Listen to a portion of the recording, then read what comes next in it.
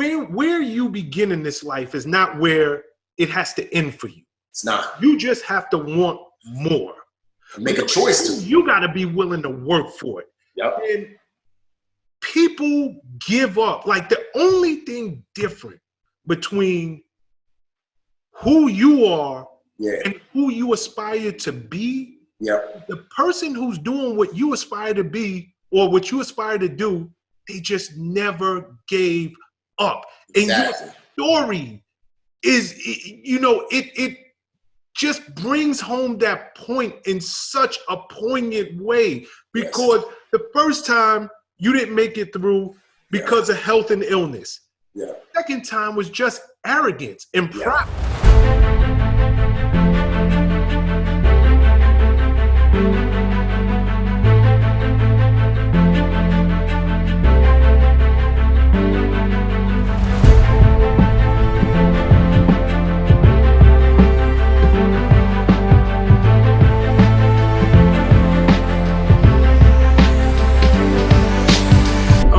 God, this is going to be a great episode.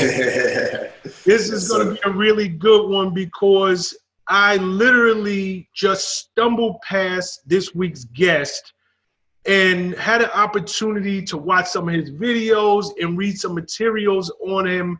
And I was like, oh my God, his story is so inspiring and so powerful. And I told my team right away, I do not care. Y'all got to go out there and find him. I need him to be guest on this show. And I'm not going to give it all away, but this man is a Bronx native like myself, so I am 100% into his story because of that. But he's a Navy SEAL, he's an actor, he's an author, Please welcome to this week's Power Move Maker series, Mr. Remi Adeleke. Thank you, my brother. Thanks for having me on. It's an honor to be on. Anytime I can connect with anybody from the BX and get it in. There you go. I'm in. Yes, sir. Remi, and I have to say, because sometimes I play around and I think to myself, like, where can I start? And your story is so freaking interesting. Yeah. I'm going to start at the very, very beginning. Yeah. Because before you were brought up in the Bronx, you're a native of Africa, Nigeria, correct? Yeah. So my story really starts with my dad's story. My dad, he was the firstborn son to my grandfather. My grandfather had like 9 wives, and he kept on having daughters. And that's just the culture, because my grandfather was a chief in the Yoruba tribe. So in European and Western culture, we refer to royalty as king, queen, prince, princess, Dutch, that sort of thing. Mm-hmm. But in African culture, especially West African culture, royalty is referred to as your last name and by chief. So because my father was the firstborn son, he just naturally inherited that title of chief. When my dad was 8, his father died, and all the wives scattered with their kids, and my dad went down to the south of Nigeria, and like right on the coast in the area of Lagos. And when he got there, there were missionaries, Christian missionaries there, but not only were they teaching the Bible, but they were teaching math, science, literature, English, all of the, concepts that we learn in Western school. And my dad was a savant because, he grew up Muslim. So he had the Quran memorized. And so he was able to memorize math and science and equations, all of this, so much so that as he grew, he ended up getting a full-ride scholarship to study engineering and architecture in London. So he moved to London, and he graduated from both with his master's in architecture and engineering, and started dabbling in business. He was one of the first black men on the board of the World Trade Center in New York City. One of his good friends was the architect of the World Trade, the Twin Towers. Wow. And my dad was also the first black man on the Financial Planning Council in Great Britain. So my dad began to just blow up, so to speak, and do all these amazing things in the business world. But he had this mindset of going back to Nigeria, because in his mind, he hated the concept that the notion that Africans are a bunch of uneducated bush people who are stupid and they just throw spears and all of this stuff. And he wanted to change that narrative. So he went back to Nigeria, which is one of the richest countries in all of Africa, primarily because of their oil, their cocoa, their coal, natural gas, all of that stuff. And he went back to essentially establish an entire business sector. And there's so much more to the story. I'll just get straight to the point, but that's kind of where I came along. He met my mother. My mother grew up in the Bronx, and my mom and my dad was actually on a business trip in New York, and he went to the Metropolitan Museum of Natural History, and my mom just happened to be there, because there was an exhibit on Yoruba arts, and my dad is Yoruba tribe, and they met. And my mom being a New Yorker, my dad's hitting on her. He's telling her, yeah, I'm a chief, I'm this. And my mom's like, get out of here, man. Like, get out of here with that. My mom's a New Yorker, she grew up in the Bronx. But, he ended up swabbing her. And long story short, they got married 5 months later and she moved to Africa.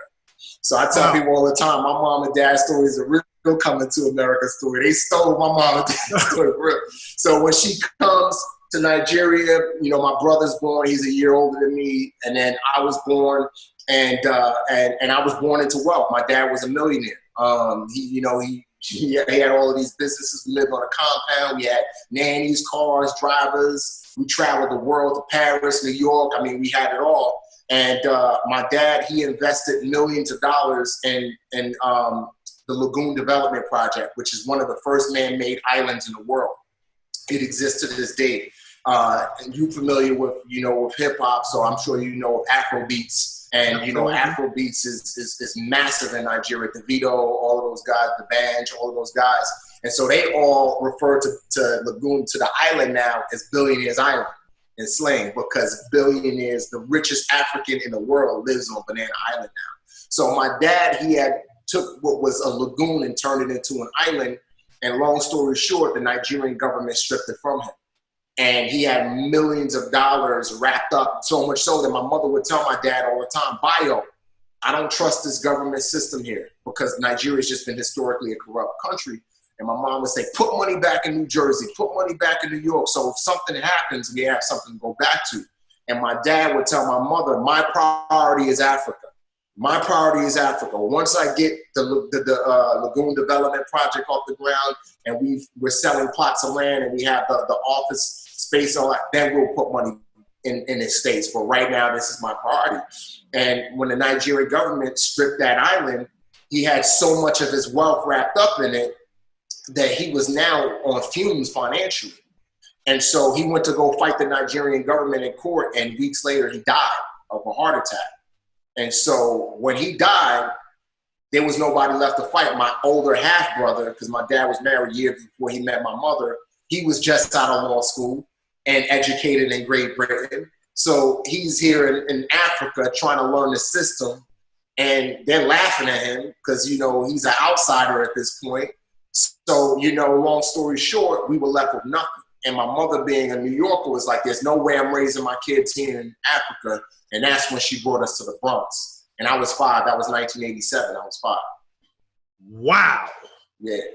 Wow, yo, that is such an incredible story. Like, to start your life out, that's insane. Yeah. Your dad was an engineer, correct? Engineer, yep, he was an engineer. He had his master's in engineering. Oh my goodness. So and I guess we'll get into it later in the conversation, but the government was that corrupt that they saw his vision for Laguna Island and just stripped it from him? They understood what it was going to become? Yeah, so I'll kind of give you some more context. I explain it all in my book, but I'll give a little bit more context. So back in the 70s, my dad, he bought this plot of land called Marico. And Marico was like, just think of a landfill. Marico was a massive landfill in Africa. And my dad bought it because he wanted to create his vision, this city in Marico. However, around the 70s, there was a military coup. The military took over the government and overthrew the president. Around that time, when that happened, the government said, Marico? Nope, you can't have that. They took Marico from my dad. For like 10 years, especially after the regime was overthrown, my dad fought and fought and fought, and finally, the federal government looked at the case, the Nigerian federal government, and they said, you know what? This land was yours. You paid £8 million for it. what do you want? We can't, do you want it back? Do you want your money back? What do you want? And my dad, understanding the Nigerian system, again, Nigeria is consistently ranked every year. There's a corruption overwatch committee, international, and they consistently rank at the top, you know? Is that till this day? To this day. How do you become a governor or a politician and you come out a billionaire? How do you become a general in the army and then you come out the army a billionaire? I can send you articles, and I mean, it's Nigerians will tell you. I mean, I'm not saying anything that's not like, go to Nigeria. There's tons of articles about it. I get messages from Nigerians on social media all the time. Remi, please come to Nigeria and get in politics. You will seal you with this. We know that you can help us. The corruption. I get messages every week. I started screenshotting them because I get so many. Wow. So, long story short, my dad, being a visionary and recognizing what happened in the past, he said, okay, if I create something where there was never something, no government could ever come back to me and say this belonged to us. So when the federal government asked my dad, what do you want? My dad said, give me the lagoon, which give me the swamp, give me water. And they laughed at my dad. They were just like, this fool, what is he going to do with water? But my dad, being an engineer, he hired a dredging company out of Holland, out of the Netherlands, and they came and they dredged the foreshore. And gradually, as they dredged the foreshore, the water began to turn into land because my dad created an island. Right now, when the land was fully formed, the Lagos state government, because remember the federal government gave my father this land to recoup the money. The Lagos state government came in and said the foreshore belongs to the state. It never belonged to the federal government. They never had a right to give you what belongs to the state. However, they waited until the land was formed to come in and say, after my dad has spent millions of dollars. Where if that was the case, everybody in Nigeria knew what was going on. This is a year, this is not a 2-week project. It takes years to create an island. Correct. They knew what was going on. They could have stopped them at the inception, but they did what they did, and it is what it is. Yep. But the case is still in court. They offered my half brother, they offered him like $8 million, $9 million, like 3 years ago. He turned it down. Nice. Because it's worth billions. It's all worth billions. Yeah, because now it's fully developed. Your dad, the engineer, was able to kind of see the future and make it future-proof. Prepare it for now. Yep. And it's worth billions. So my brother, case is still open. My half-brother, he has brain cancer. I was in London February, and we were sitting down and talking about the case. And he's been having a video chat. He's been doing court through video chat because he can't travel to Nigeria because of his health issues. Yeah. So so the case is still open, and he told me, I believe we're gonna win, and we don't know what that's gonna look like financially. But as a kid in the Bronx, I used to ask my mom, "We're gonna get our money back." My mom would always be like, "Don't hold your breath. You gotta get to work." So if it happens, it happens. If they conceded and they offered up a few M's, 9 out of 10, y'all are gonna win that case. Yep. So this is such a fascinating story, my brother. Yeah. It's such a fascinating story. Because I want to get into you coming up in the Bronx, but before you said that your dad passed of a heart attack. Was it under mysterious circumstances? Yeah, it was very mysterious. No, it was very mysterious circumstances. So my dad was super stressed out, and this is the way the story goes. My dad was super stressed out, and he walked off the compound one night because he was just like, I need to get some fresh air. He walks off the compound. There was the dogs are they don't get vaccinated and all that stuff the way dogs here do. One of the neighbors, and my dad would do walks all the time, but one of the neighbors, his dog attacked my dad, bit my dad. When the dog bit my dad later found out that he contracted rabies from the bite, right?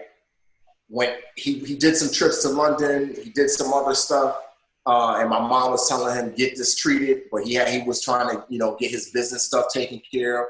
When he got back from London, he got medication. The medication was bad medication. We later found out in the autopsy. Took the medication. He went to go take a bath. The maid water for him. He went in, never came out. So that's why we say it's under mysterious circumstances, because one, the dog bite, two, the bad medication, and so and then whoever wanted the land got the land. Oh man! So he passed right there in the house. Right there in the house. Yep, right there in the house. Me and my brother and my mom were actually in New York at the time, because my mom was just like, hey, I need a break. So she went back to, we were in New York when my dad died. Wow. Because we had a property in New York too.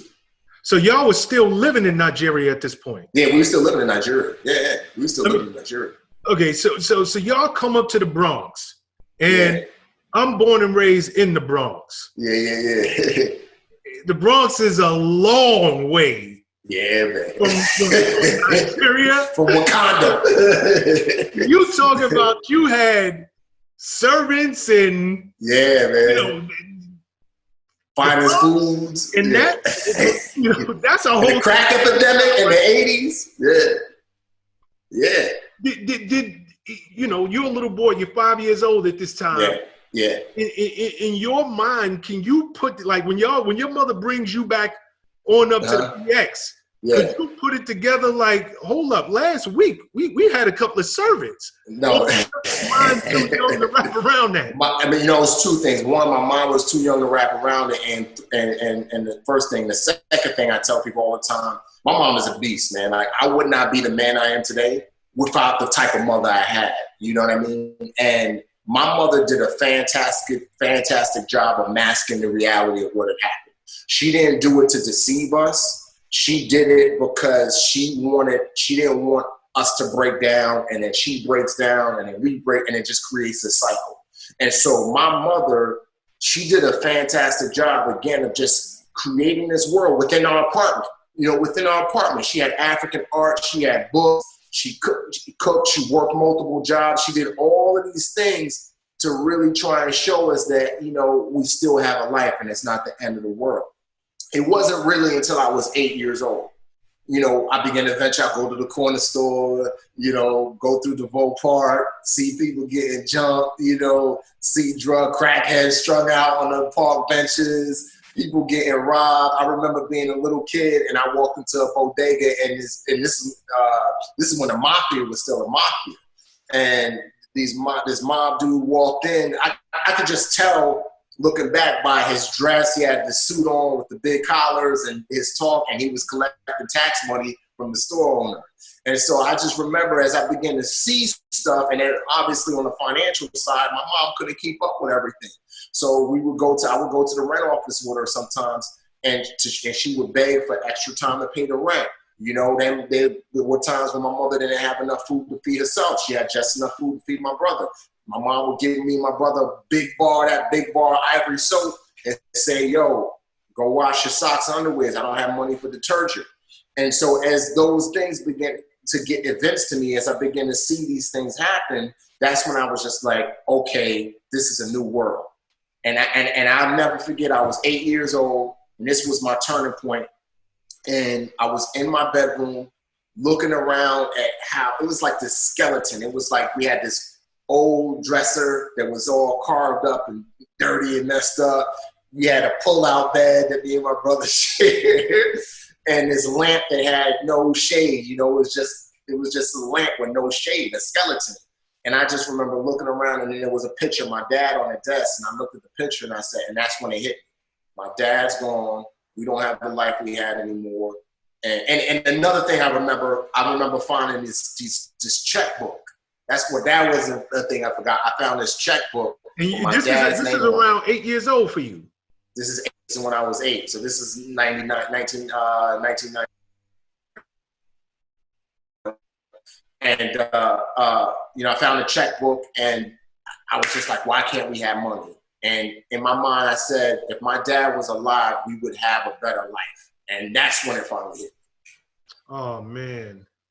But your mother sounded like she was a hero in her own right. Oh, yeah. My mom, she was all about me and my brother not being a statistic. My mother was a teacher in the South Bronx. So my mom worked multiple jobs. She was a teacher in the South Bronx, and then she would take jobs at museum, the Schomburg, different museums, art galleries, and she would take those jobs, not just to get a paycheck, but to expose my brother not to the arts, because she was always big into the arts. She was always big into education. She had her master's in education.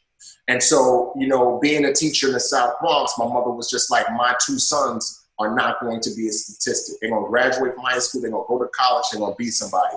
And so my mother, God bless her, she worked hard, but also she made us work hard. She would make my brother and I read New York Times articles, read books, and write reports, and essays. And if our reports and essays weren't near perfect, she would make us pick another article, start again. And that's where I began to learn how to become a writer, instinctively. And my mom did a lot of other things. So again, perseverance has become second nature to me, because I just got that through osmosis by just being around my mother. College, did you ever attend college? I attended college after I was in the Navy. So it's when I got my degree. I got my bachelor's and my master's. Okay, and congratulations. And I'm bringing this up for a point.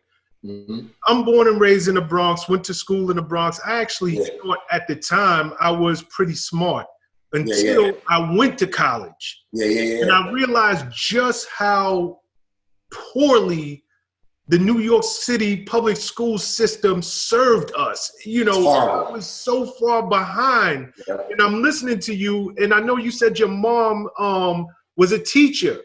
Yeah. And all the things that she had you guys do, I have to assume, number one, she's an educator, but she knew what you guys were up against being in this New York City public school system, correct? And not just being in the public school, being in the South Bronx. There you go. Teacher.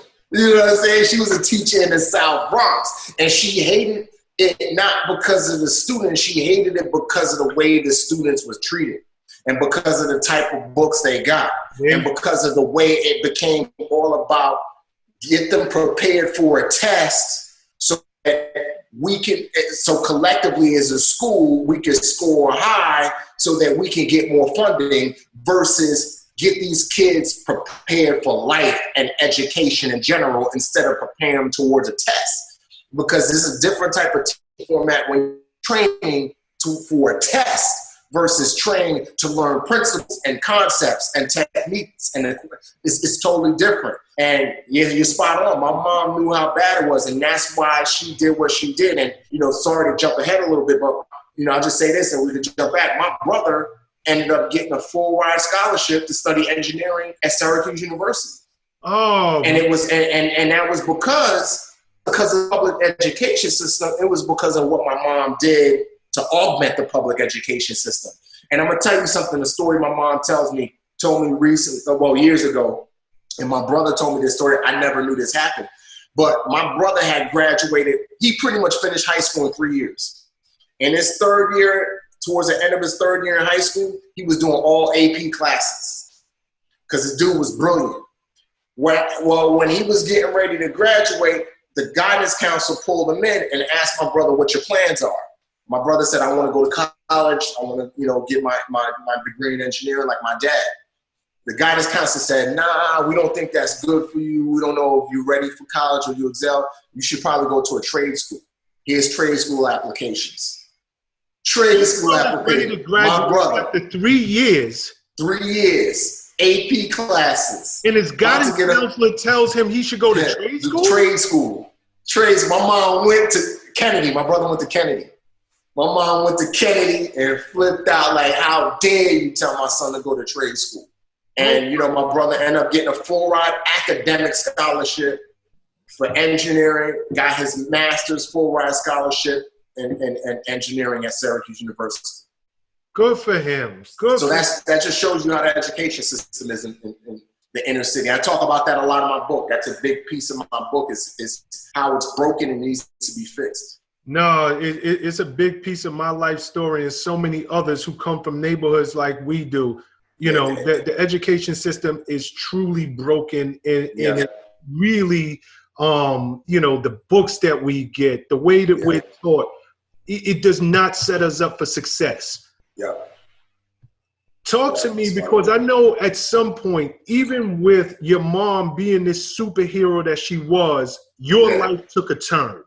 Yeah. Like most people who come up in these inner city neighborhoods do, you hit the streets. How did that?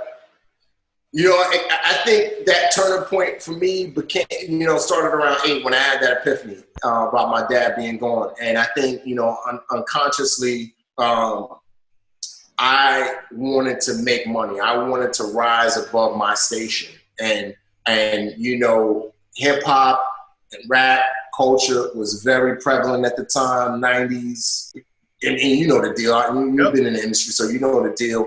And so instinctively or unconsciously or intuitively, whatever you want to call it, I was looking for a father. I was looking for a man to teach me, okay, what it is to be a man. And so hip hop became my father. And as I would listen to rappers talk about hustling and getting girls, and this is how you do things like that, literally I took that and that became my blueprint. Because I didn't have an engineer in front of me or a doctor in front of me or a Navy SEAL in front of me or whatever saying this is what you could be. But I had rappers in front of me saying this is what you could be. And not knocking it at all. That's just my assessment of how I turned to what I turned to. And so I started out with little things, stealing a little money from my mother under the mattress, going to the bodega, stealing a bag of chips. Then as I began to learn that I could do that, then as I got jobs, I began to steal from jobs, always figuring out different ways to steal from jobs. I had this sneaker scam. I was working at this sneaker store called Athlete's Foot. I remember Athlete's And I remember credit cards were like just became the thing. And I would tell people when they came in, give me cash, I'll knock off 30, 40%. And, you know, I just need to keep your shoes. And I would keep their shoes, put it in the box. And I would put the box in the defect section. And, you know, the defect return to the maker section. And then I became my little hustle. And I was in high school selling Jordans, selling everything because I get them first, cash. Give me cash, go back, ring it, you know, and I would not ring it and do it like that because the systems were flawed. But I would ring it as defective, you know. And so I started out doing that, and then, you know, got into the drug game, started hustling, selling drugs. You know, I would go out to, my grandmother lived in Washington Heights, so I would go out there and, you know, get what I needed to get, got hip to the game. Bronx is saturated with drug dealers. Everybody's selling. So I would go up to Poughkeepsie. One of my best friends I grew up with, he was Dominican. And he moved, him and his family moved out of the Bronx to Poughkeepsie for a better life. So I would go up to Poughkeepsie, go to the college campus and sell out there. Then, I kind of got hip to the game a little bit more, and I was just like, this is good, but I need to do something a little bit, you know, less risky. And cell phones started to blow up. And the two-way pages, Motorola two-way page me. And so I got this gig at MCI WorldCom. And again, the oversight wasn't what it is now. And so I would get people's credit information, specifically people in hospice. I had a dude who worked his girlfriend was a nurse at a hospice clinic. So she would give me name, date of birth, social security name, address, all that. And on one line of credit, I could activate 3 phones. So I would activate phones, pages, and sell them for like $300, $400 a pop to drug dealers and different people. And they loved it because it would stay on for 90 days. First 30 days, you don't have to pay it. You get your bill after the first 30 days. You had 60 days to pay it. And then after 60 days, they give you 90 days before they turn it off. So the phones would stay on for 90 days, free, unlimited. And this is back when $29.99 a month. Yeah. I had 2 of those phones. Yeah. You know the deal, $29.99 a month got you 30 minutes. And you go above that, you're looking at a crazy bill. So I was making crazy money. And then at the same time, being in love with hip hop, I was just like, you know what? I want to start a record company. So I started a record company with some good dudes I grew up with, some other cats from high school who rap called Eighth Wonder. and I had the money, we would go down to Virginia, go to the studio, record down there, come back, we put together. I still got the compilation album. Remi, can you hear me? But I got the compilation album.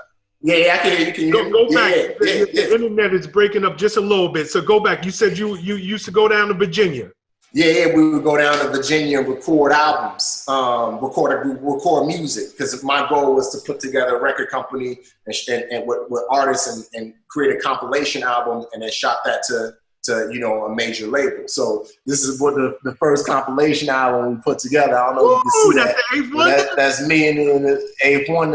I still got the music, man. And so we put it together, and we had the money. We would do shows at clubs, all that kind of stuff, and we began to grow and get a name, go down to 42nd Street, Times Square, battle in front of the Virgin Mega store. I had my rappers battle other dudes, and that's, and then it all came crumbling down when the feds came in to the company I was working at, and they started getting people that were doing what I was doing.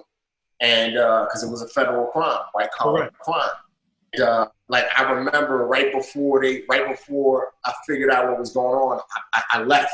I left the car. I was like, I need to get out of here. And I wrote this long letter to my boss, and I was like, hey, it's getting too crazy here. I don't want to get in trouble. And I had a great time working for you. Thank you, blah, blah, blah, blah. And she was like, okay, cool. And at the same time, I got involved in a deal with a drug dealer, sent him a bunch of the phones, and this was another piece to it. All those phones cut off in 30 days instead of 90 days. He came to my house, threatened my life, said I want my money back because I sold him like $10,000 worth of phones.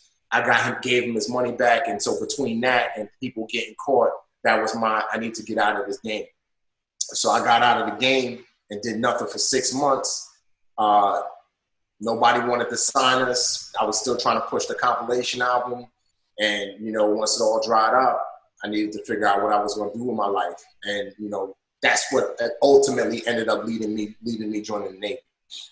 Okay, before we get into that section of your story, I want to touch on a couple of points. Yeah. Did your mom, because your mom got to see, my son's bringing her a little bit of money. Your mother's far from stupid.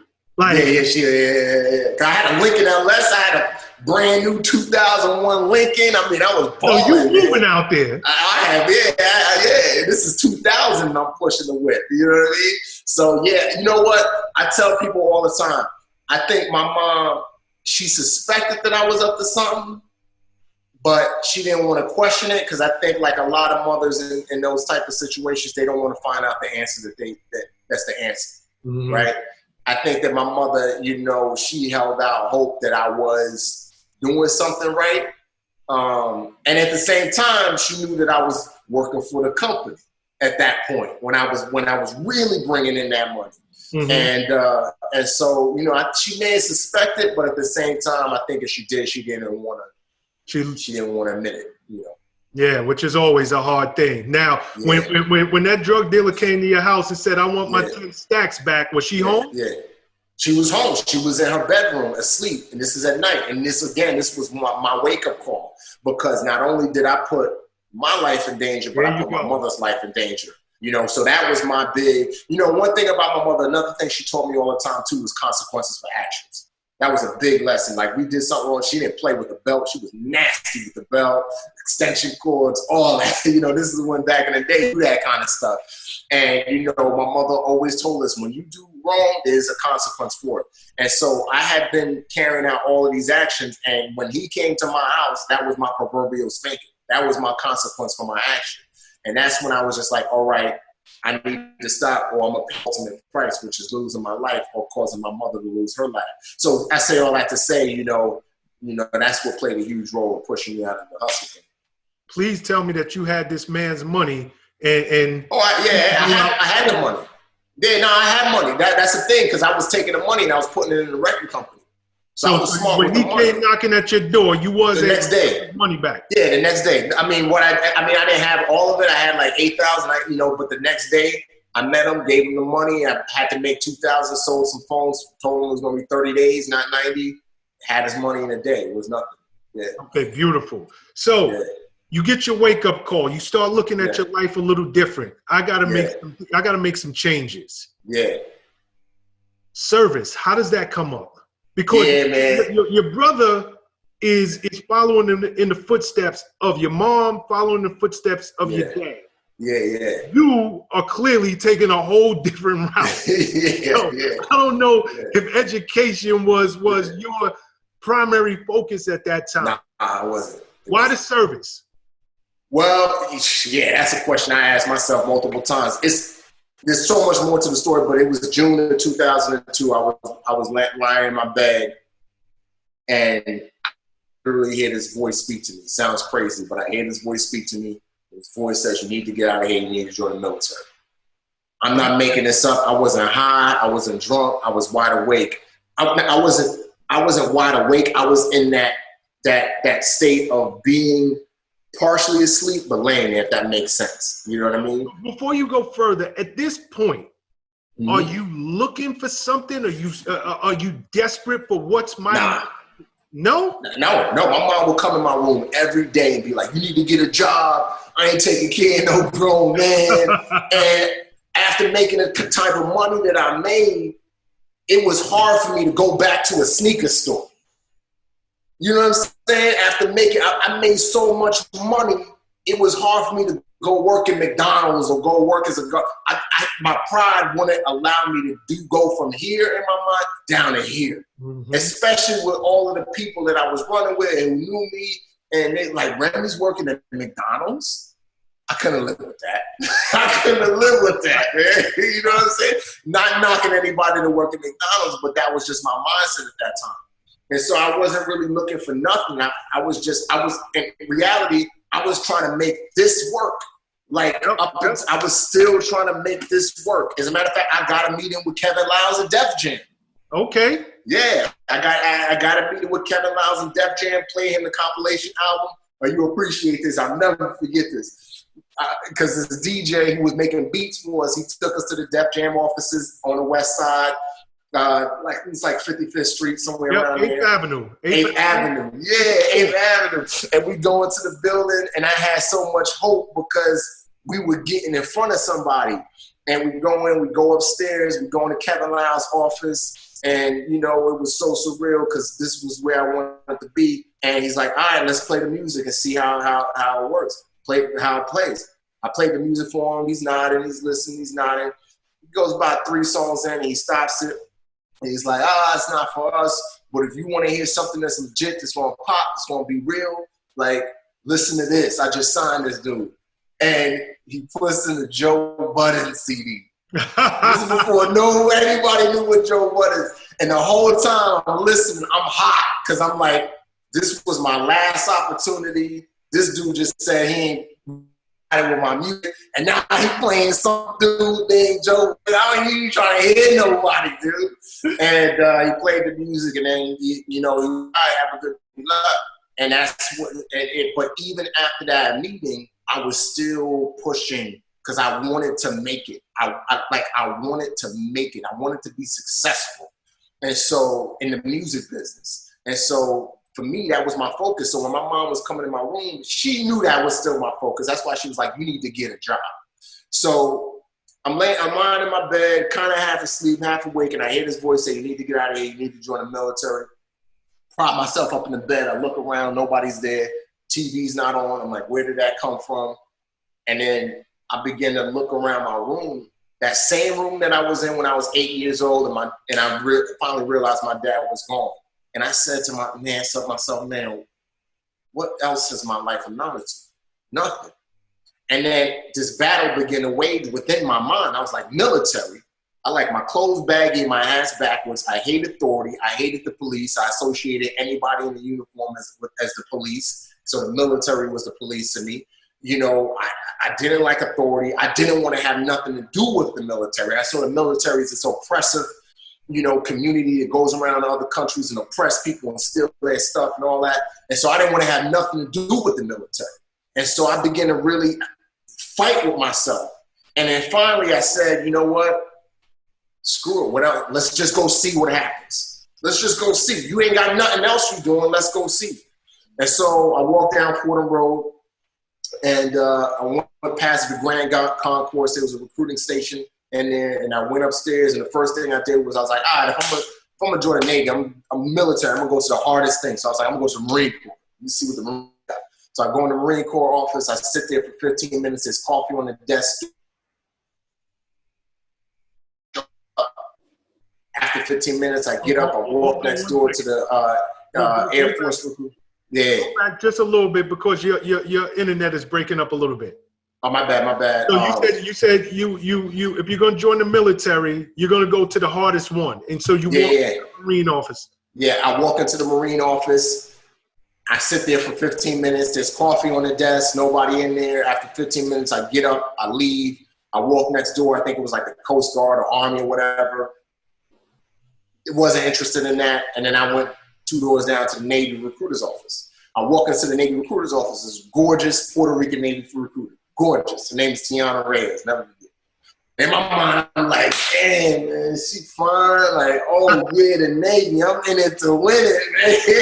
And I ain't just going to get in the Navy. I'm making my girl tell her about my record company and all this. And, I'm over here trying to swap her. She's like, this fool, get this dude he is trying to get. And she was from the Bronx. She just came back after doing tours to work at the recruiter's office. And so she was like, what do you want to do? And I was like, yeah, I heard about this Navy SEAL thing. I'm going to be a Navy SEAL. She was like, yeah, whatever. Get your skin, but you ain't going to be no Navy SEAL. So she makes me do a practice ASVAB test. I do that test. I pass, which means I qualify high enough to get in the Navy, but I don't qualify to be a SEAL. You got to score really high to become a SEAL. And then stop right there for a second. Yeah. When you walk into that office, before you even get into the Navy, in your head, you're thinking, if I do make it into the service, into the Navy, I'm going to become a SEAL? I want to be a SEAL. Because in my mind, it's like record mogul, Navy SEAL.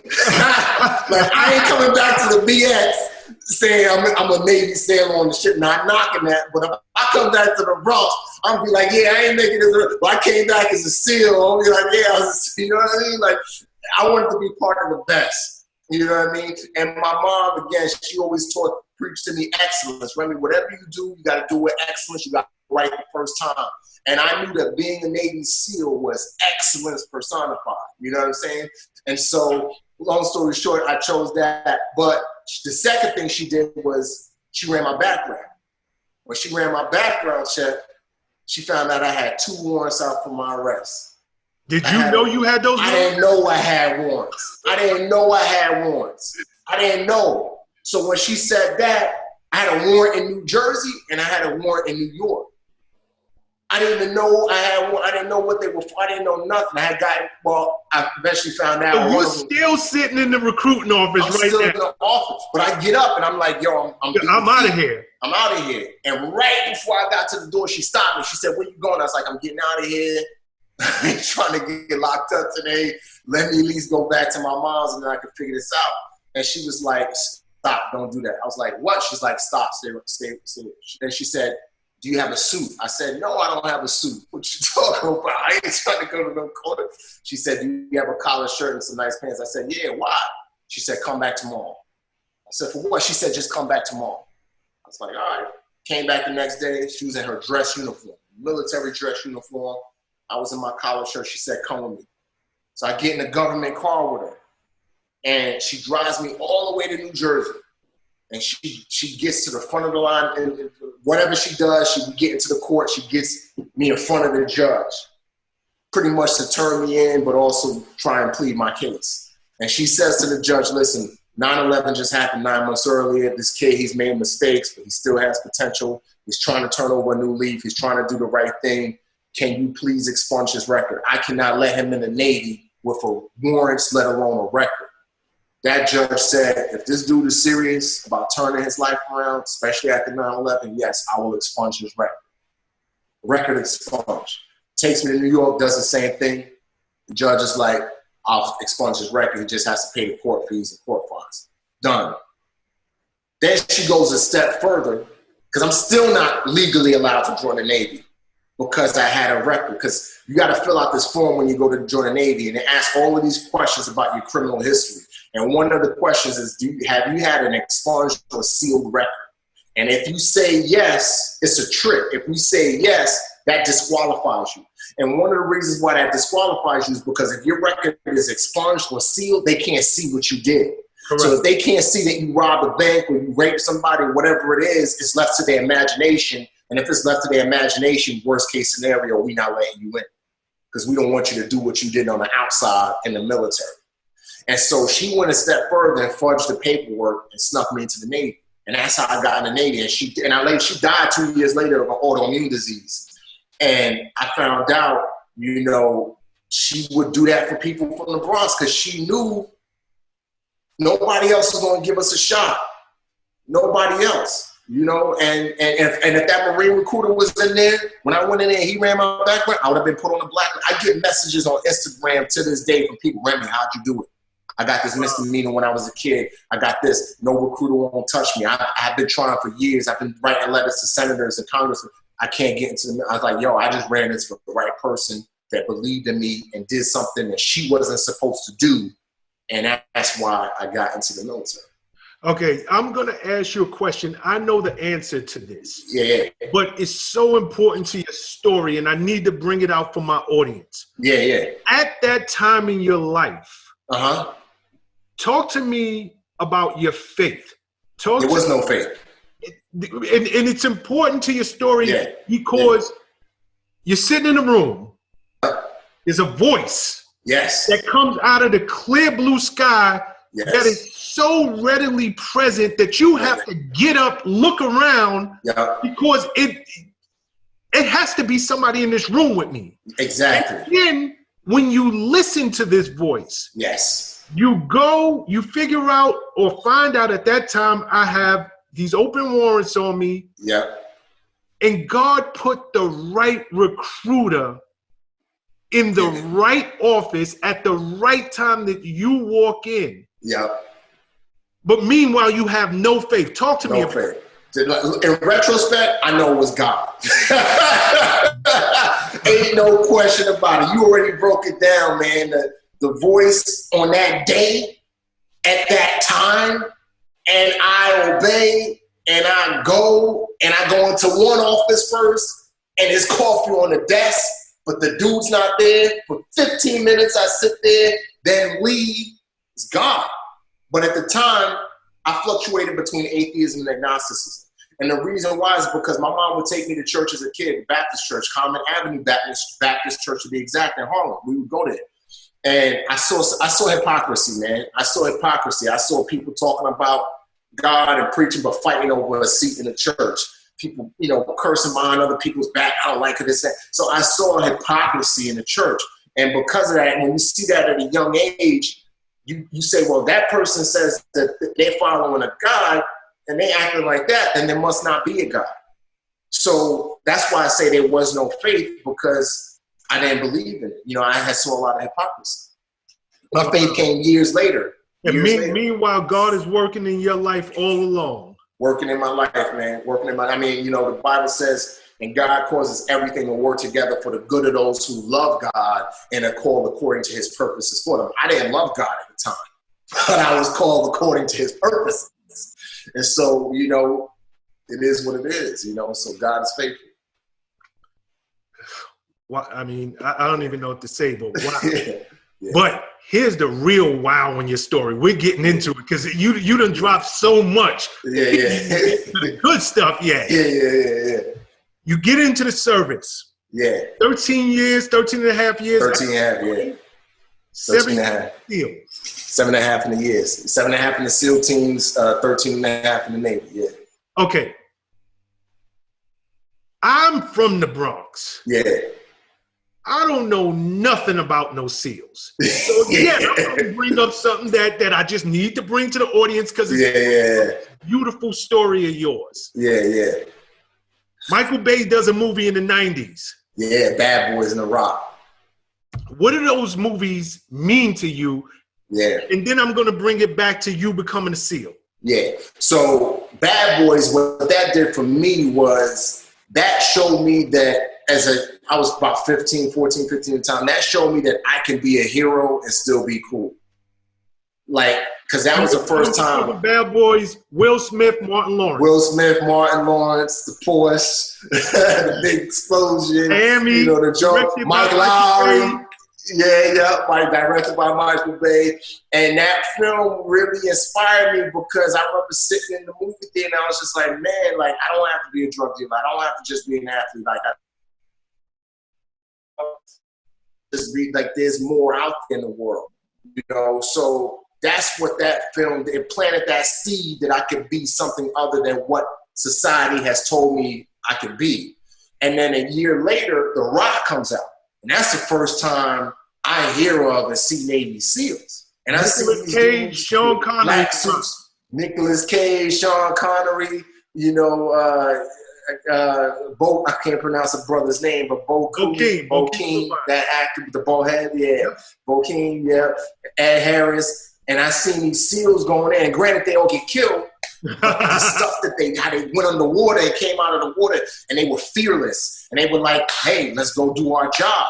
It is what it is. And they got that inspired me. That's when I was like, I never heard of SEALs, but I tell you what, if I ever turn my life around, I'm going to be a SEAL. It was like a far-fetched dream. So fast forward to when I went to that Navy recruiter, that's when I was like, if I do this, then I'm going to fulfill that dream of being a SEAL. Yeah, because in the Bronx, I can't recall one time I've ever seen any advertising for Navy SEAls. It's this is almost like hidden from us. I can't think any time that it was put out there that this was a real option from somebody who came up under our circumstances. Yeah, it's not. Honestly, there's not a lot of advertising about it. There's more advertising in suburban communities. And, there's more, and even education, from an education standpoint, it's not really taught about or talked about in the schools. I go to, like when I was still in the teams, sometimes I would get sent to go to suburban schools and, they know about it because their teachers teach about it. Yeah, these are Navy SEALs, this is Special Forces, this is an opportunity. But, so I get to the schools and the kids already know about it. When you go to a school in the Bronx, the teachers ain't talking to no kids about that. Yeah. So it's a bad thing. But one thing I started doing, that's why I wrote my book. Because I was like, I want kids who come from where I came from to be able to read the story and be like, wow, SEAL. This dude came from where I came from. He did that. I'm going. I have the information. Another thing that struck me about your story and why I was like on a mission to talk to you. Last year, I just finished reading the David Goggins book. Yeah, I know David. And I was David Goggins out. Like his whole mentality, he really, before him, I didn't understand. Maybe I just didn't even think about it. There was no reason for me to think about what it took to become a SEAL. Yeah, it's horrible. So I need you for our audience because this is so inspirational. Yeah. And so much of your life coming up in the Bronx prepared you for the moment, even though you might not have been aware of it. It was preparing you. Those hard times you were going through was preparing you for joining Buds. First off, tell us, what does Buds mean? And then break down that program for us. So BUDS stands for Basic Underwater Demolition SEAL Training. It's the pipeline that every SEAL has to go through in order to qualify to go to the next phase of training, which is called SQT, SEAL Qualification Training, where you get your trident. Once you get your trident, you are officially a Navy SEAL. So it's considered the toughest military training known to man. People have died in SEAL training. I had a dude died in my class. People have been permanently crippled from SEAL training. Men have lost everything trying to conquer SEAL training and still fail. It's hell. It's horrible. It sucks. It's torture, bro. It's like, it sucks. Especially me coming from where I come from. Now, in order to getting into SEAL training is hard. In order to get into SEAL training, one, you have to score high academically, which, as I said, I didn't have those scores when I checked into the Navy. So I had to go to my first command first in order to do some things. The second thing you have to do is you have to pass a psychological screening test. And you also have to pass a physical, not like a medical physical, where a doctor, a diagnostic medical officer, checks you out to make sure you don't have any underlying issues. Because if you do, SEAL training will expose those issues and you can possibly die, especially if it's a serious issue. The next thing you have to do is you have to pass a physical screening test. And that test consists of a 500-yard swim in under a certain amount of time. I think it's like 11 minutes and 30 seconds. A minimum of 60 push-ups, a minimum of 60 sit-ups, a minimum of 10 pull-ups, and a 1.5 mile run in boots and pants in under 11:30. Now, you could meet all of those scores and still not get accepted, because what you have to have is competitive scores. So competitive scores is like you got to do your swim in like 9 minutes. You put 100 push-ups instead of 60, 100 sit-ups, 20 pull-ups, your 1.5 mile run in like 9 minutes. Those are called competitive scores. You have those competitive scores plus the ASVAB plus the physical and mental screening and the interview, then you get accepted in the SEAL training. Now, I couldn't swim when I joined the Navy. And that's what I was about to ask you. You a black man from the Bronx. Ain't no way you could swim. So we gonna go with that as a foregone conclusion. Yes. But were you athletic otherwise? When I was in high school, I played basketball, and I did the weight training class, and I could put on weight, and I ran around with my friends, played two-hand touch football. So I was always kind of athletic. I wasn't fat and out of shape, but when it came to swimming, I was not there. But when it came to being qualified physically for SEAL training push-ups, I was not there. You know what I mean? Like I could barely do 20 push-ups. You know what I mean? So I was not qualified. I say this to everybody all the time. I was totally unqualified in every area required to be a SEAL to be a SEAL. However, that Bronx, that mom's teaching me excellence and never quit, that getting jumped and still getting back up, all of that stuff was so rooted in me. I looked at this massive wall and was like, yeah, it's mad high, but I could do it. I can figure it out.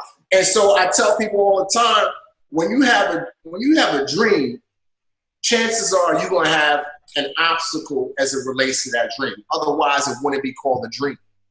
And you could do one of two things. Either A, you could say, you know what, I'm not qualified.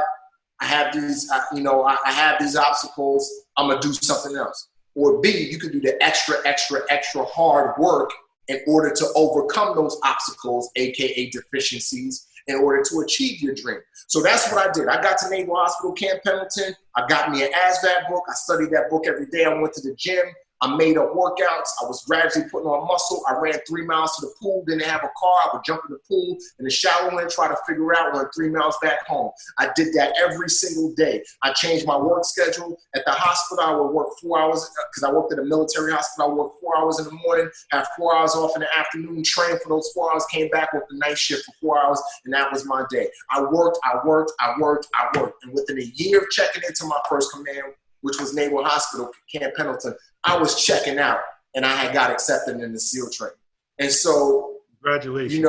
It took work, though. It took work, and that's something that a lot of young people don't understand nowadays, is you got to put in the work. So often we see the end result. Kids see the end result. They see the Michael Jordan. They see the Navy SEAL. They see you. They see the rapper. They see these people, and they don't understand all the years and all the time that was put into getting to that point B.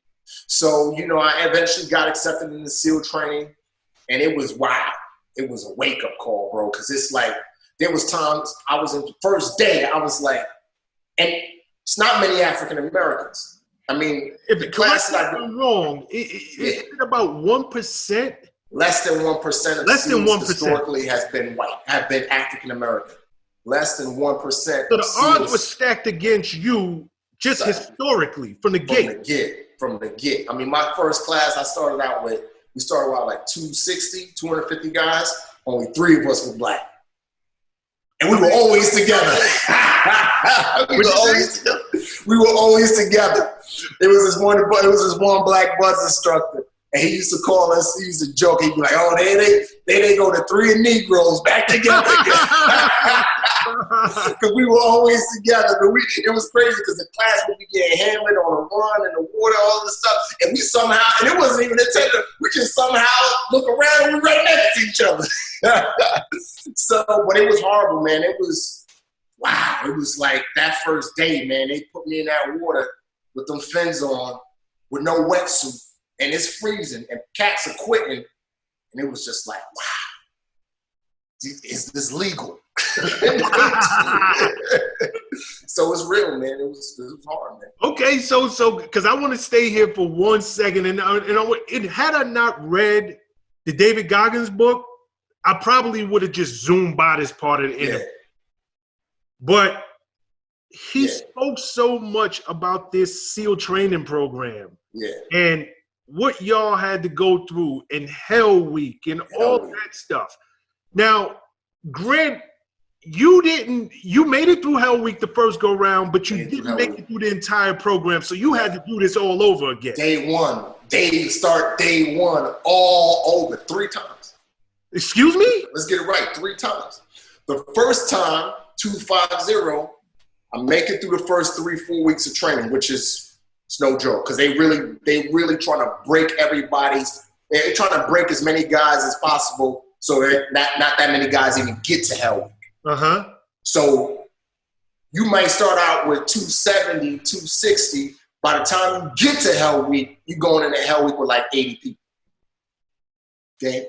I got to Hell Week, Monday of Hell Week. Hell Week starts on Sunday and ends on Friday. Made it through Sunday night of Hell Week. Made it through Monday night of Hell Week. I get to Tuesday. I started Hell Week with pneumonia and psych and rhabdo, but I didn't want to go to medical and tell them I didn't know I just knew I was a medic. So I was spitting up blood before I even started training, before I started Hell Week. And being a medic, I knew it was swim-induced pulmonary edema because a lot of guys get it because they're in the water so much. You swallow water, your lungs get infected. And so I knew I had it. But I didn't want to go to medical and tell them I had it, because if I did, they were going to pull me out of training and make me go back to day one. And I was like, I can't go back to day one again. It's horrendous. So I was like, let me go through Hell Week, crush it. After Hell Week, I'll get a break, and then I can continue on with my class. I get to Tuesday of Hell Week, and I literally almost died. I had my sight, swim-induced pulmonary edema, turn into pneumonia. I had sight, I had pneumonia, I had rhabdo, which my body couldn't repair itself, so it started eating away at itself. And then I had my core temperature at one point dropped to 88.8. I had severe hypothermia, and I almost died. I got pulled out of Hell Week on Tuesday. I was in the ICU for like a week recovering, and then when I got out of the ICU, the instructors were just like, welcome to day one. So I had to go back to day one all over again. But, being from the Bronx, I was like, it is what it is. Let's go, let's get it in, And so I start day one. I go through 3-4 weeks of training again, watch 100+ dudes quit, maybe 200 dudes quit, go to Hell Week, make it through Hell Week. After I make it through Hell Week, I had failed my 2-mile time ocean swim. At the time, you had to pass at least one timed evolution in the entire phase in order to graduate to the next phase of training. And I had failed my timed evolution, my swims. And so the instructors liked me. They was like, Remi's a hard dude. He done made it through Hell Week, twice pretty much first phase. Let's performance roll him so we could get him right with the swimming so that this dude can make it through training, because we like him. He's a hard dude. So they did that. They double rolled me 2 classes, put me in a swim program. Towards the end of my swim program, I'm swimming. I'm passing my swims. However, I'm getting cocky. I'm getting arrogant. And that's something that, has always been a problem for me historically. And it's a problem with a lot of people, that when you become successful, success is very dangerous. Because if you don't know how to handle it properly, it's going to lead to pride. And pride ultimately leads to a fall. And so here I am. I done made it through the Bronx. I made it through Africa. I made it in the buds. I made it through Hell Week twice. I made it through first phase. You can't tell me nothing. Nobody can tell. And I'm the only black dude in the class. You can't tell me nothing. And so on the weekends, I'm out partying, going to the club, Gasland. Girls like, yo, what do you do for a living? I'm like, yeah, I'm lying. I'm like, yeah, I'm a SEAL. I'm lying. And the instructors on their weekend, on the off time, they offered remediation, which meant if you struggled in any area of training, the instructors would show up on Saturday and Sunday, and they will work with you in that area to ensure that you get through training. Anybody. And I was too hungover, and I was in other girls' beds and too tired to go because I had been partying that I never showed up. And that's when my downfall started. And, you know, I got to second phase, which was dive phase. You know, I got to the 4th week of dive phase, which is pool week, 3rd or 4th week. And I failed a test 4 times. And the instructors were like, I failed a dive test 4 times. It was called the Tread with dive gear on. And the instructor said, you know what, Remi, you're a good dude, but we rolled you twice. You failed your first 2 swims in dive phase. You failed this dive test. You got to get rid of it. And I got kicked out of SEAL training.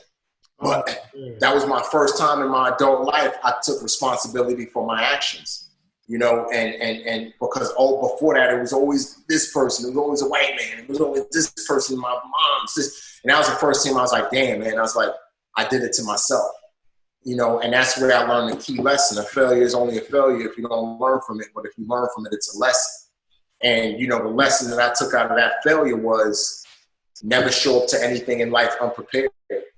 And don't show up to SEAL training not knowing how to swim properly. And so, you know, I got kicked out of SEAL training. I went to 1st Marine Division. The very next day after I got kicked out of SEAL training, I was in the pool working on everything. I didn't know if I was going to get a chance to go back, but I knew that if I did, I was going to be prepared.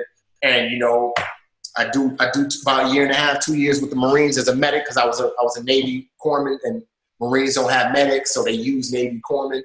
And so, you know, I did that for 1.5 years, did a deployment with them. And then I came back and I went day one, 1st phase. Let's get it in. Went through that, got to Hell Week. Let's get it in. Went through that. How many days is Hell Week? Is that about 5 days? It's 6 days. It starts on Sunday, it ends on Friday. No sleep. No sleep. You get, well, I rephrase that. You get 2 hours on Wednesday and 2 hours on Thursday. So it starts on Sunday. You get hammered. Wednesday, you get 2 hours if you get that far. Most guys can't even sleep because it's only 2 hours and you're just so wired by that day. And then it ends on Friday. And it's just torture. It's pretty much they torture you for 6 days. And they're just trying to weed out the week, you know. And I made it through Hell Week, made it through 2nd phase, made it through 3rd phase, graduated from Buds, a class. And then, you know, after I graduated from Buds, I went to jump school. After jump school, I went to SEER school, survival school, where they throw you out in the wilderness, chase you. You got to learn how to survive on your own. And then after SEER school, I went to SQT, which is SEAL qualification training. Did all the tactic stuff that all SEALs have to go through in order to go to your SEAL team. Graduated. And the class that I graduated with started with 270. 29 of us graduated. Out of 270. And that's the way it is every class. 29, 20. Class just finished Hell Week in January. 18 guys made it through Hell Week. They started out with 250. So you still keep abreast of that? Oh, yeah. Because what number are you? If historically less than 1% of African Americans become SEALs, you got to know your number overall. I think I'm around, I don't know the number exactly, but I think I'm around the 50th. Maybe the 55th. In the history of SEALs. In the history, since the SEALs were started in 62. If you count it since the SEALs were started in 1962 by JFK, I'm around maybe the 50th, 55th. If you're going back to the UDT, because I just got a picture recently of the first 2 black UDT, because SEALs come from UDT. I don't know, maybe like 65th, 70th, around that, if you're going back to World War II. That's incredible. Yeah. I want to bring out a couple of things in your story. I think it's so important for our audience. Number one, it's something that I preach again and again and again. Yeah. Number one, where you begin in this life is not where it has to end for you. It's not. You just have to want more. Make a choice to. You got to be willing to work for it. Yep. And people give up. Like, the only thing different between who you are and who you aspire to be, the person who's doing what you aspire to be or what you aspire to do, they just never gave up. Exactly. And your story is, it just brings home that point in such a poignant way, because the first time you didn't make it through because of health and illness. Yeah. Second time was just arrogance and pride. Yeah. And the minute that you started to take accountability for your actions and what you did, then you could go back to square A, but you never gave up. Yeah. And you were able to complete your goal. It's such great lessons that you brought home in that story. Yeah, and I'm gonna tell you something. That's my life now. Like, I'm not content with I was a SEAL. I'm not a SEAL anymore. I was a SEAL. I'm former Navy SEAL. And I don't want to ever get, because I know it happens to a lot of guys, I never want to get put in the category of the rest of my life was all you were good at was a SEAL. And so I challenge myself. I'm a writer now. I tell people now, I'm a writer. And I'm going to tell you something. I, as a writer in the film and TV industry, I face rejection every day. Can we hold off on this part of the story? Because, and I'm going to bring the interview forward now, right? Yeah. My bad. Get out of the SEALs. Yep. You make the decision. By the time you get out of the SEALs, and people can read your book. You have such a great book, Transformed, and we're going to plug it throughout this interview. Yep. Get out of the SEALs. You're married. 2 kids. Married, 2 kids. Yep. 2 kids. Yep. What do you do? And how does your life transition to the next phase of your life? Which is such an incredible story because it is really, I went from the hood to Hollywood. I like that. Yeah. When I got out, I had a plan. My plan was I'm a speaker because I had already started doing speaking before I got out. Like not big stuff, but just like local churches would say, hey, we want you to come share your story and we want you to come minister to the kids. So I would speak at churches here and there. And then, I would get asked to speak at corporate events, little stuff here and there. And so when I got out, I was like, that's going to be my job. I'm going to be like a Tony Robbins. Get out, I'm going to speak, motivate people. I got the story to do it. I got the qualification to do it. And at this point, I had already finished my bachelor's and I was working on my master's at this point when I got out. And so, I got my master's in organizational strategy with a specialization in strategy as practice. So I figured I'd take all of those concepts, merge them with my life story and go do the consulting, speaking type gigs. And when I got out, my phone wasn't ringing. Nobody was calling me. And I was just like, damn, what the heck is going on? You know what I mean? Like, I set myself up for success and I'm banging on doors. Let me get a job. Let me come speak. I'll do it for free. And there's nothing. And that's when I was just like, man, the rejection again. Like I faced rejection in the music industry. I faced rejection in trying to get into the SEAL teams. And now I'm facing rejection again. And so in my mind, I was just like, you know what? I'm going to take the easy route. And looking back, I say, at the time, I didn't see it as the easy route, but I think in retrospect, I truly believe I was trying to take the easy route. And what that meant for me was, I was like, I'm going to apply to the agency. The CIA, we call it the agency. And the reason why I was going to do that is because one of my jobs in the SEAL teams, I was a human guy. And every SEAL platoon, every SEAL has a job. Sniper, breacher, point man, all these different jobs. But one job that's not talked about a lot is human intelligence, which is humans. And so I went to all of these different schools, NSA interagency. I trained with 3-letter agencies, how to sneak in and out of countries, run sources, do all of that kind of stuff. And given my background growing up in the streets, I did great at that job because I knew how to read people. When I was overseas and somebody was trying to play me, I knew what was up. Like, it was like I got it. I had lived that life, so I was able to really do it. And so that type of specialization translates into 3-letter agency work. So that's why I was like, I'm going to go apply. So I started the application process for the agency. I got about 3 weeks in, and all of a sudden, the recruiter who I was talking to dropped off the map. So I was like, man, maybe I didn't qualify. Maybe they found something on my record or something like that. And so that job in my mind went away. I'll tell you what happened later, but in reality, it didn't. 2 weeks later, you know, at my computer, this very computer desk right here, writing papers for grad school, my phone rings, and this lady's on the other end of the line. And she's like, hey, Remi, you know, I got your number from so-and-so.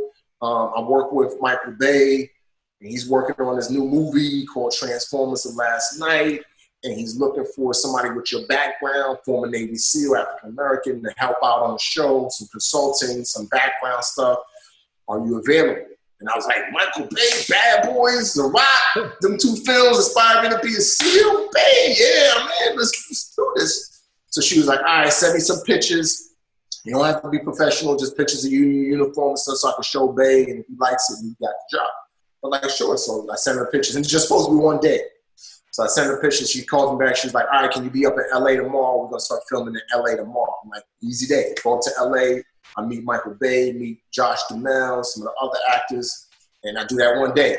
And it was cool. And it was an awesome experience, you know, because of the fact of where I came from. And I was like, man, I want to tell this dude that his film is inspired, but I didn't, you know, you know how people are, oh yeah, I heard that, we lying. I was like, so I didn't say nothing. And then 2 weeks later, she hits me up. She's like, Bay likes working with you. He wants to know if you could do 3 more weeks on the movie. I was like, all right, cool.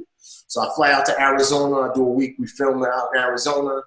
And then I had a week off. I flew to Israel because I was doing some work out in Israel. And then I flew back from Israel and I did 2 weeks of filming in Michigan. And then at the end of the 2 weeks, this casting lady comes up to me. She's like, Bay wants to keep you on for the rest of the film.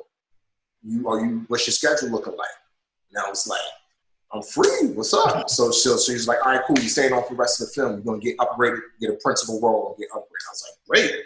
So I got upgraded to a principal role and then flew to London. You know, I worked with Mark Wahlberg, Anthony Hopkins. I'm like a dude from the Bronx and hanging with Mark and Anthony Hopkins. And, you know, they on a major film set, you know, Hannibal Lecter, you know, legends in the game. And so I did that, and, you know, we wrapped filming in December, and, you know, that's kind of how I got into the industry, man. And it was... Can we stop there for a second? Yeah. Because first, I need to say God is so good.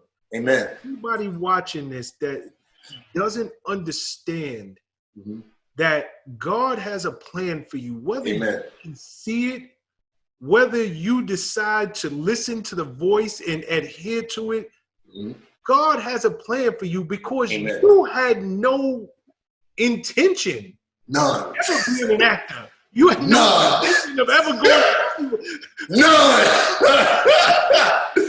None. And so, I tell. As a matter of fact, just to backtrack a little bit, that same lady had hit me up 2 years earlier to do work on a project called The Last Ship. Just sit on the boat, not do any real acting stuff. She was like, they just need somebody who knows how to be on a small boat to sit on the boat. Can you do it? And I reluctantly did it, and I hated it. I was just like, this is dumb. Why am I doing this? And so when she hit me, and then she hit me back for another job a year later, commercial, I said, no, I'm not doing it. I'm not trying to be an actor. That's not me. And I turned the job down, which would have paid me a lot of money, but I didn't realize that until later. And then, it was that was not in my cards, you know, but something I try to tell people all the time in that story is 2 things. One, you got to be open sometimes to opportunities. You got to be open to do things that you wouldn't normally do, because within that opportunity, you may find your true calling, which I'll explain later. I found my true calling in being on that movie set. And it's not acting. And I'll get to that a little bit later. And B, the second thing out of that story is, you know, well, first thing, you might find your calling, or 2, you might discover things about yourself or set yourself up for a future career that you don't even, that may even be your dream. So that's the first thing I say. And the second thing I say about that whole story is nothing in life is wasted. Nothing in life is wasted. And I'm going to tell you why. Because all that speaking I was doing on that small level, as I was getting out and, you know, people not calling me back when I got out and me not getting a job, all of that stuff prepared me to be on a movie set. But I didn't know it. So I now here I'm on a movie set, all these cameras around me, all these people around me. I'm used to being on the stage speaking. Ain't no stage fright. But it's like, yo, Remi, say your lines. All right. This girl comes up to me. She says, does that thing kill Decepticons? I'm like, no, we do. Check out. There's no worry. There's no fear because I've already done that. I know how to act right on set because when I was in the teams, I had to be humble because I got humbled earlier. So all of these lessons, the rejection, the failures, all of those things are not a waste. They will, and all of those things unconsciously prepare me. So now when I'm on a set, there's no, it's not foreign to me. The internet just went back. Start where you said it's not a waste. It's not a waste because if you really look at it, it will prepare you for your next level. And all of those things, the failures, the rejection, the setbacks, the lessons in speaking and all of that stuff, it all prepared me to be on a movie set. And here I am 3 weeks, 4 weeks in, and I get bumped to a principal role, which probably wouldn't have happened if I didn't have all those lessons from the past to prepare me to do what I needed to do on set. And so I say that to say nothing is wasted. Whether you're working at McDonald's, whether you're sweeping the floor, whatever it is, you can take lessons from all of those things. And if you're smart, you will use those lessons towards your dream. Can I add one more thing to this? Yeah. Remi, you preaching now. Like you are ministering right now. But yes, sir. It's something that my grandfather used to always say. Yeah. He used to always say, I don't care how small a job is. If you do a job, it does not matter if you're working around 100 people or nobody. You do the best job that you can do. You treat people the best you can treat them because you never know who's paying attention. Exactly. And in your case, a couple of years earlier, you do something that was in your mind trivial. It's menial. The woman calls you in, you do it. You paid for a day's work. She called you back a little while longer. You pass on it. But whatever you did, the way you carried yourself, the way you interacted with people, the way you treated that job as though, hey, it might not be paying a lot, but I'm treating it as though it's paying me $1 million. It's stuff. Exactly. And when an opportunity came, she thought of you. It's so important for people who are listening. It doesn't matter. You don't work, you know, just because a job might pay minimum wage. You don't give them minimum wage in terms of your effort. You give them 100% because you don't know who's watching and you don't know where these people are going to turn up later in your life and going to say, you know what, I remember this person and I want to make sure that I bring them with me. Exactly. Story. And that goes to, you know, sometimes we people will work with excellence because of the big person that's watching. But what about the assistant who's watching who may end up being the president one day? There you go. There you go. And you know, and you may be a little bit higher than the assistant, and you complaining or you not showing up on time and blah blah blah. But when that assistant rises to and I'll tell you a story. I know I'm jumping a little bit ahead just to kind of to bring this point home. After I wrote my book, I was like, you know what? I want to get into film writing because I began to learn working on these movie sets and commercials and all this other stuff. Yeah, there's good money in consulting and acting, but where the real money, power is in the creation of content, is in the producing, it's in the creation of content. So when I got out, I had this idea for a film. And I was like, you know what? I don't feel confident enough to write a film. I just wrote a book, but I'm not fully confident to write a film just yet. Let me hire somebody. I hired this dude who I had met in acting school. And, you know, I paid him like an upfront fee. I think it was like $3,000 $30,000, because he wasn't part of the WGA, the union, so I didn't have to pay him according to the union. And, he started, and he stopped doing the work. Like after a month, he wasn't returning my phone calls. And then he turned in a product, and it was like the first page, and it was bad, and it was not even nowhere near where he needed to be in the process. And me in New York, man, I'm starting to get hot because I'm like, yo, man, I gave you this money, man. Like, you're supposed to do your job. Don't play me, man. You better come to my house with my money. And he was ducking and dodging me. And then finally one day, he showed up to my house, and he was like, man, I'm sorry about all of this. He's like, I've been sleeping in my car. You know what I mean? Like my dad's dying, and he laid it all out for me. And a part of me was like, man, I don't care, man. Like, give me my money. And he gave me my money back. And then as he's leaving, I'm like, come on, man, like help this dude out. You don't know what he's going to do. Come here. And I was like, here's $500. Sorry about your situation. Sorry this business thing didn't work out with us. But here's $500. I hope this helps you get on the way. 7 months later, this dude hits me up. Yo, Remi, I'm never going to forget you, man. I never forget what you did for me, even though I screwed you over. Guess what? I'm an assistant for this big production company. And I'm an assistant to this big executive. I want to bring you in for your script because I heard, because what later happens, I just ended up starting to write. I wrote it myself, and I ended up just learning how to write films through that process. So it ended up working out in my favor. And I saved some money too. But I say that to say he opened up a massive door for me because of what I did for him, even though he didn't deserve it. You know what I'm saying? And so it's not always about doing things right. You got to do things right in general, whether somebody's watching or not. But you shouldn't do it just because somebody big is watching. You always got to remember those people who are maybe below you or at your level who are watching.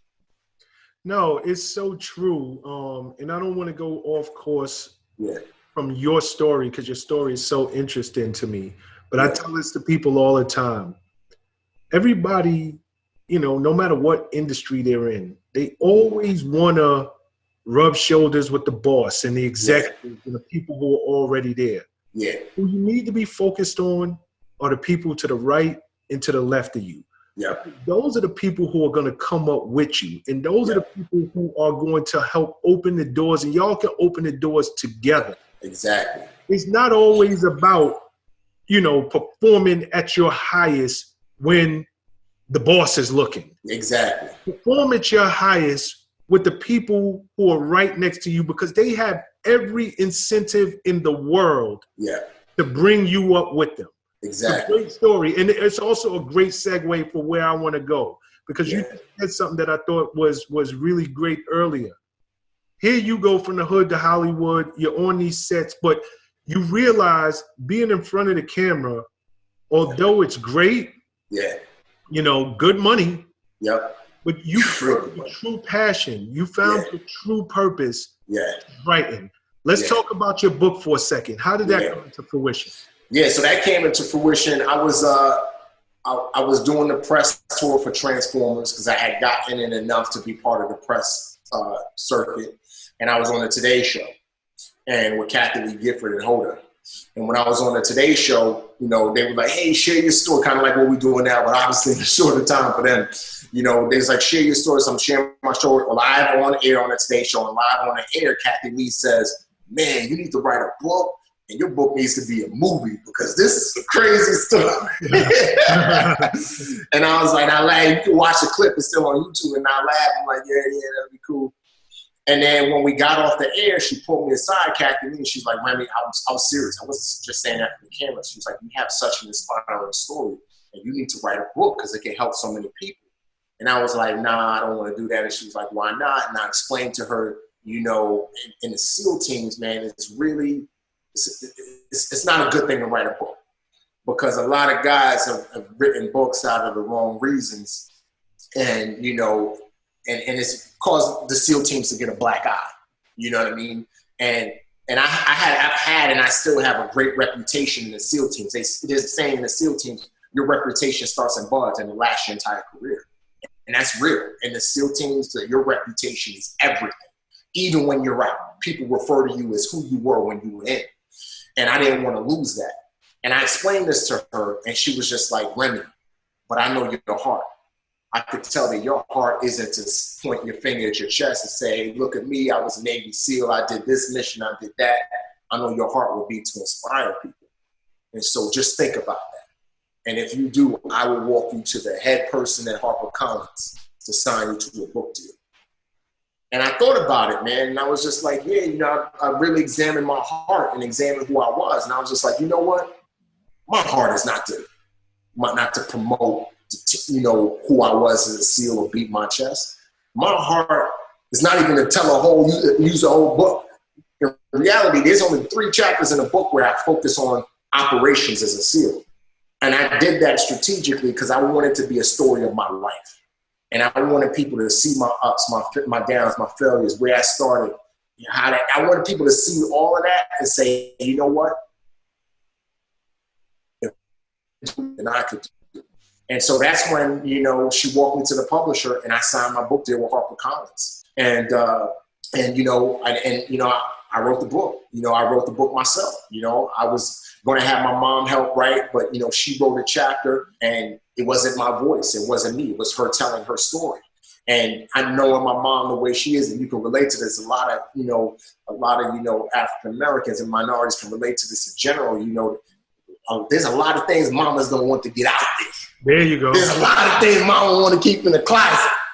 And I noticed, you know, in a chapter that my mom was hiding a lot of things because she didn't want to look bad. She didn't want people to realize the person I was. And I was just like, I can't do that. So I fired her, but not in a bad way. I kind of, you know, moved it to the side and I wrote the book myself.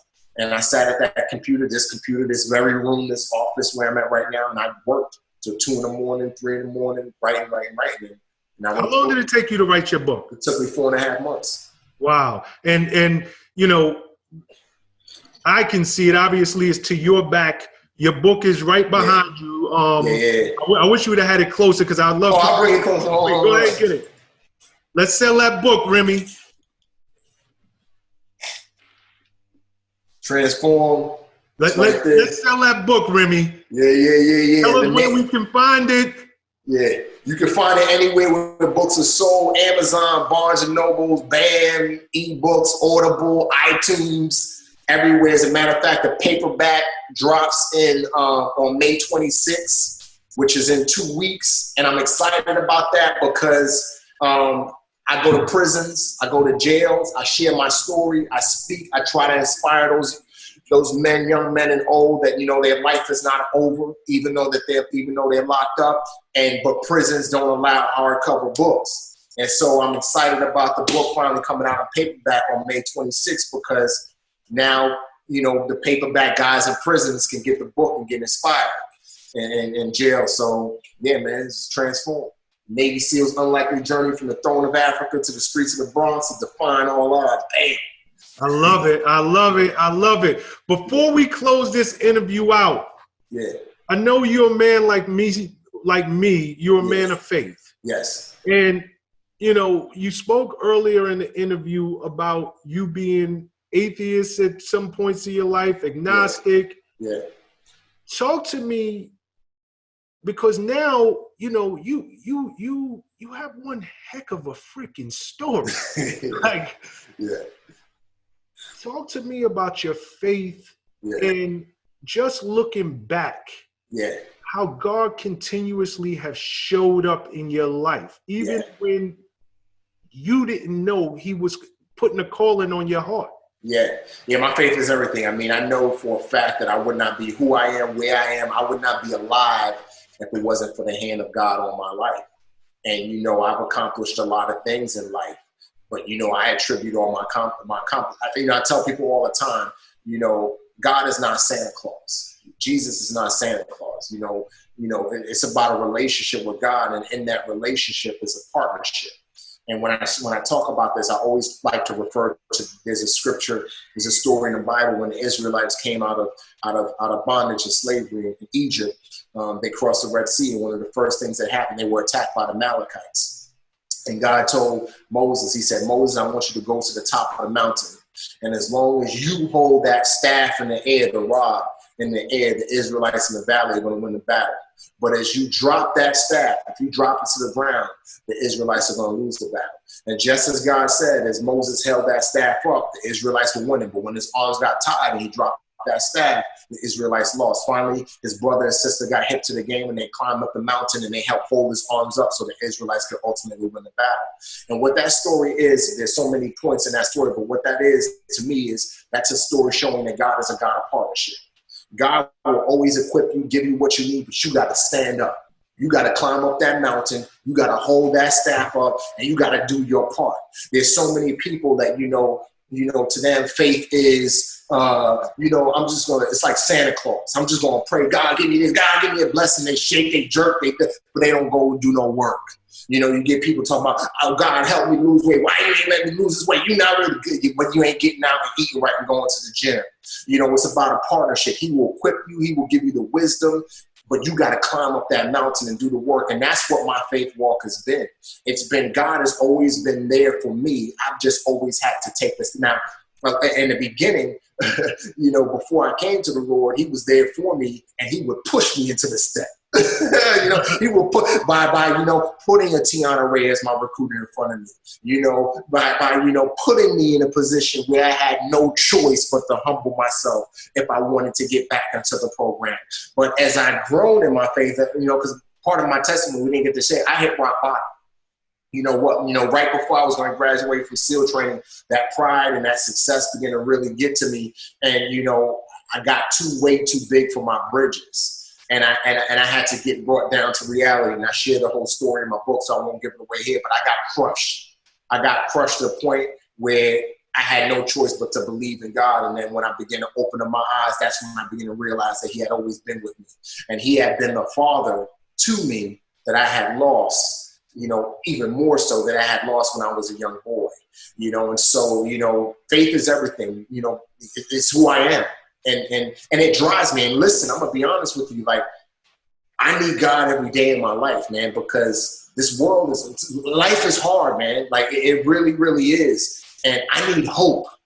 And when it seems like all hope is lost, I could always hope in Jesus. I could always hope that, like you said earlier, and that spoke to me because I'm going through a situation right now where I've been going through the last 2-3 weeks. I've been going, especially this week, I've been going through a season of rejection, a hard season of rejection. And I've just been like, man, God, like, why? Like I've done all of this work. I've done things with excellence. Like, why is all of this stuff happening to me? And what you said earlier really resonated with me. You may not realize this, but you said God has a plan. You said God has a plan, and it's not that I've forgotten that, but you really reinforced that in me during this conversation.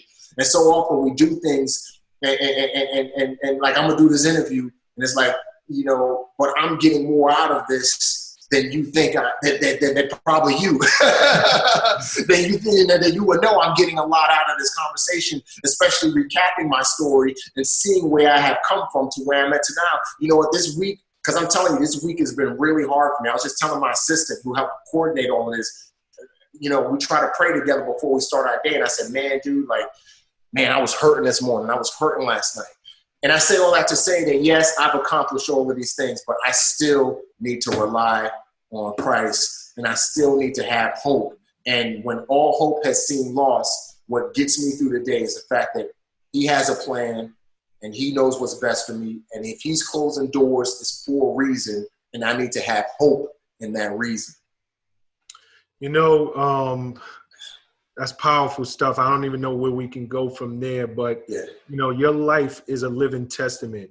And, the days that you find yourself questioning or losing hope, just look over your life, brother. I'm on the other side of this. And I was so inspired to get in touch with you, to have this conversation. And it's so apparent that God has been working in your life the whole way. And I don't know what he has in store for you, but here's one thing that I always rely on. He didn't bring me this far to leave me. Amen. It is as simple as that.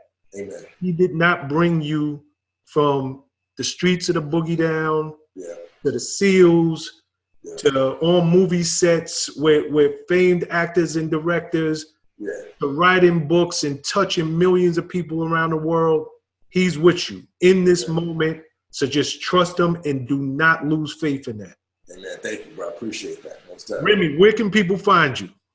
I'm on every social media platform, Instagram, Facebook, Twitter, LinkedIn. I got a unique name, so I was blessed to be for it to just be Remi Adeleke. I don't have to have the official Remi. It's just Remi. Spell that out, because that is, I know it's an I, not a Y, and spell out that last name. So Remi is R-E-M-I, not a Y, is I, and then Adeleke is A-D-E-L-E-K-E. And again, you can get me on LinkedIn, Instagram, Facebook, Twitter. Beautiful, beautiful. We will be pushing that book. We will keep you in prayer. Thank you so much for being a part of this discussion in this whole Power Move Makers world, because you are a true Power Move Maker. And keep the faith, brother. Thank you. Most definitely. Thank you. My brother.